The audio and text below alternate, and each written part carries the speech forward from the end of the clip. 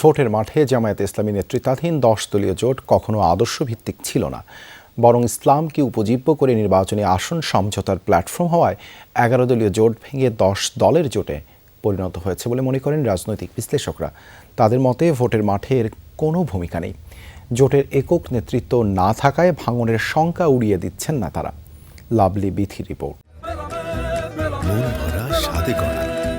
New Zealand dairy, excellence in quality.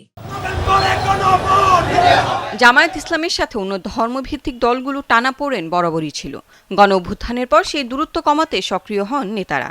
One box policy, অর্থাৎ ইসলামী দলগুলোর vote এক বাক্সে, এই স্লোগান নিয়ে জামায়াত ইসলামী আন্দোলন, বাংলাদেশ খেলাফতে মজলিস সহ 8টি সমমনা দল মোর্চা গঠন করে জুলাই সনদ ও সংস্কার বাস্তবায়ন সহ 5 দফা দাবিতে আন্দোলনে নামে।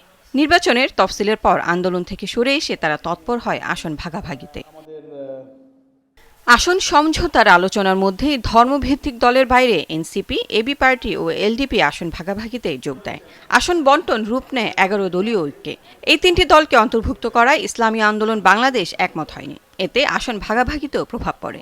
জোটের অন্যতম প্রধান দল ইসলামী আন্দোলন বাংলাদেশ 100 আসন থেকে 50-এ নামলেও জামায়াতের সাথে আপোষ রফা হয়নি শেষ পর্যন্ত।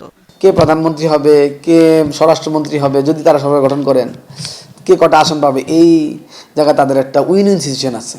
এরই জেরে জোট বর্জন করে চরমনাই পীরের দল। ইসলাম পন্থার কথা বলে যে জোট গঠন হয়েছিল, আদতে সেটি ক্ষমতায় যাওয়ার মাধ্যম ছিল কিনা সেই প্রশ্ন তুলেছেন এই বিশ্লেষক। একটা রাজনৈতিক দল নানাভাবে রাজনীতিতে টিকে থাকতে চায়, কয়েন করে। এইটাও কিন্তু কয়েনের পার্ট। এখন কেন কয়েন করছে? কারণ সাধারণ মানুষ একটা ধর্মভীরু আছে, তাকে যেন নেগেটিভলি উত্থাপন করা না হয়, সেই জায়গাতে এটা করে। বিশ্লেষকদের মতে নির্বাচনের মাঠে জামায়াত ছাড়া অন্য দলগুলোর প্রভাব নেই ঠিকই, কিন্তু ঐক্যবদ্ধ থাকলে কোনো একটি দল স্বেচ্ছাচারী হয়ে উঠবে না। জোটে ভাঙন হতে থাকলে জনমনে আস্থাহীনতা বাড়বে।